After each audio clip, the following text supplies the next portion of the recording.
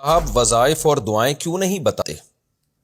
بہت سے علماء حضرات مختلف مواقع اور کاموں کے لحاظ سے مختلف دعائیں بتاتے ہیں جو کہ قرآن و حدیث سے ثابت ہوتی ہیں، لیکن آپ کے بیانات میں کبھی نہیں سنا کہ آپ نے اتنی ساری دعائیں بتائی ہوں، بلکہ آپ صرف یہ بتاتے ہیں کہ صبح یہ پڑھ لیں، شام یہ پڑھ لیں اور رات میں یہ پڑھ لیں، اس سے زیادہ نہیں بتاتے۔ تو کیا ہر کام کے لحاظ سے مختلف دعائیں قرآن و حدیث سے ثابت ہیں یا نہیں؟ نیز مجربات کی کیا حقیقت ہے جو کہ بزرگان دین کے تجربوں سے ثابت ہوتی ہیں؟ کیا ان کو بھی زندگی کا معمول بنانا چاہیے؟ دیکھو، میں جو وظائف، ایک تو یہ کہنا کہ بالکل ہی نہیں بتاتا، یہ غلط ہے۔ میرے تو نبی صلی اللہ علیہ وسلم سے جو منقول دعائیں ہیں ان میں بعض دعاؤں پر تو پورے بیانات ہیں میرے۔ میں یہ کہتا ہوں کہ یہ جو میں عام طور پہ جو وظیفے بتائے جاتے ہیں نا، یہ کر لو، یہ اتنی دفعہ پڑھ لو تو یہ کام ہو جائے گا، یہ اتنی دفعہ پڑھ لو تو یہ کام ہو جائے گا، اس کی کوئی شریعت میں دلیل نہیں ہوتی۔ تو وہ کہتے ہیں کہ بھی بزرگوں سے تجربوں سے ثابت ہے، تو ہو سکتا ہے کوئی چیز تجربے سے ثابت ہو، اس کا انکار نہیں کیا جا سکتا، کسی کا تجربہ ہوگا، لیکن کیا پتہ چلے گا کہ یہ تجربے سے ثابت ہے یا نہیں ہے؟ کیونکہ روحانی عاملوں کی تو بھرمار ہے، پورے رسالے چھپ رہے ہیں، کروڑوں روپے لوگ کما رہے ہیں۔ شادی کرنی ہے تو یہ پڑھ لو، 336 دفعہ پڑھو، تو 337 میں کیا ہو جائے گا بھائی، اور 335 میں کیا ہو جائے گا؟ یہ کیوں پڑھو، وہ والی کی آیت کیوں نہیں پڑھ لو؟ تو کوئی دلیل نہیں ہوتی، پھینکے جا رہے ہیں، کروڑوں روپے کما رہے ہیں۔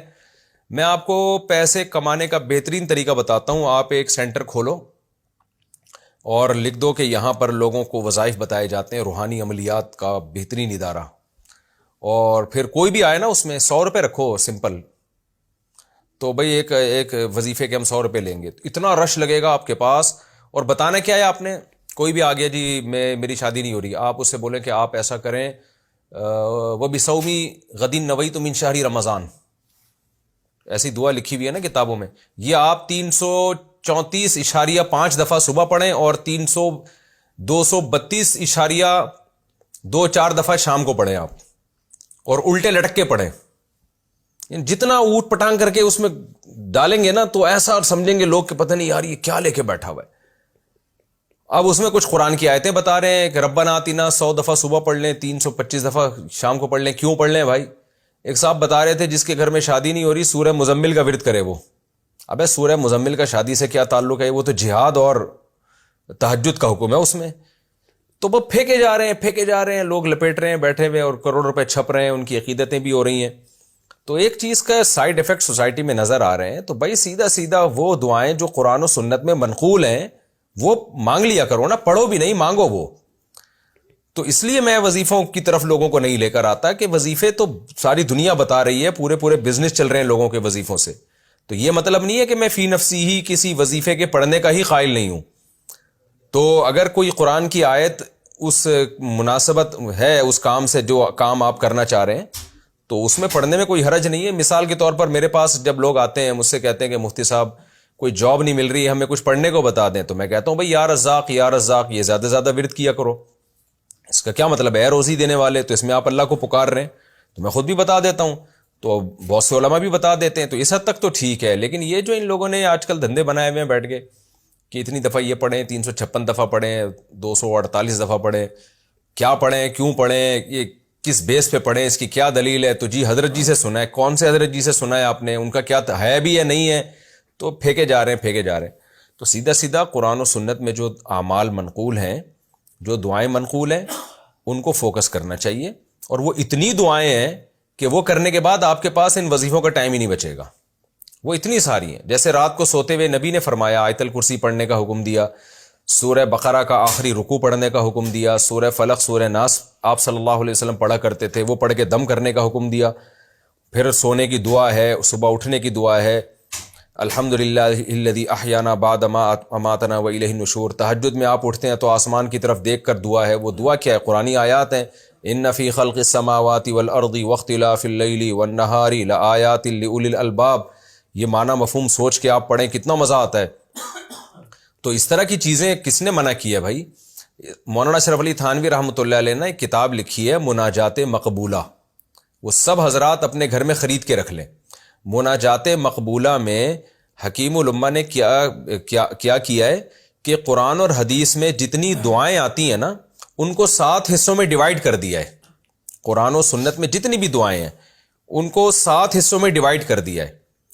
تو وہ اور ان کی منزلیں بنا دی ہے, بھائی ہفتے کو یہ, اتوار کو یہ, پیر کو یہ, منگل کو یہ, بدھ کو یہ, جمعرات کو یہ, تاکہ پورا ہفتہ آپ جب وہ دعائیں پڑھیں گے روزانہ تو وہ ساری دعائیں آپ کی کمپلیٹ ہو جائیں گی, ساری دعائیں آپ مانگ لیں گے.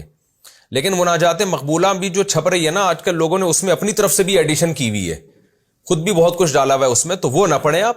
صرف اتنا کہ جو یعنی شروع سے لے کر آخر تک 7 حصوں میں ڈیوائڈ کیا ہے, تو اس میں لکھا ہے ہفتے کے دن, اتوار کے دن. تو وہ ہفتے اتوار کا مطلب ہفتہ اتوار نہیں ہے, کوئی ضروری نہیں ہے. مطلب یہ کہ آپ آسانی کے لیے کہ آپ ہفتے کو یہ پڑھ لیں تو اتوار کو پھر یہ, تو پیر کو یہ.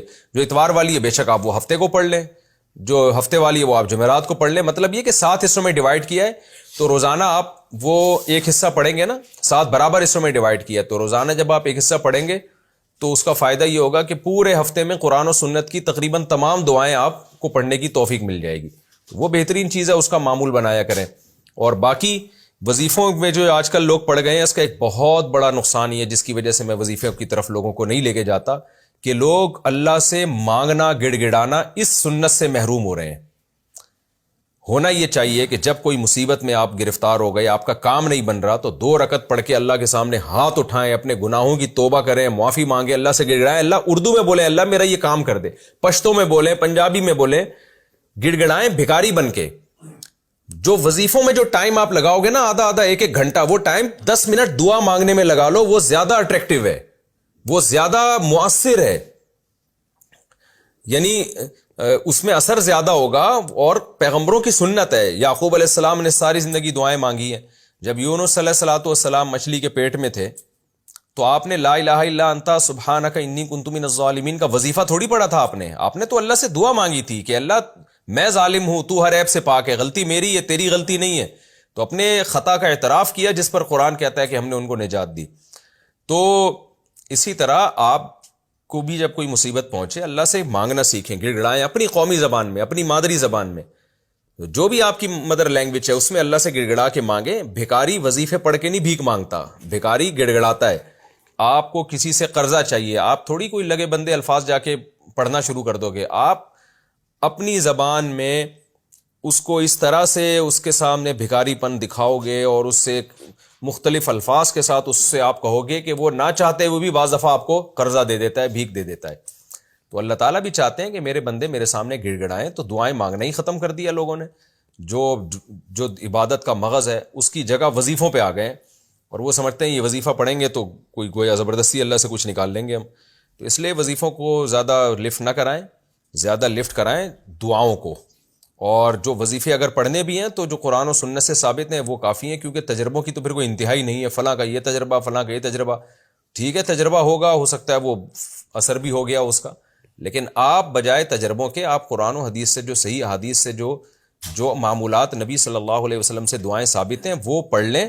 اس کے بعد بھی ٹائم بچ جائے تو پھر آپ تجربوں کی طرف بھی آ جائیں, لیکن اس کے بعد کہاں ٹائم بچے گا, وہ اتنی دعائیں وہی ہو جائے تو کافی ہے. اس لیے اس کو فوکس کیا کریں.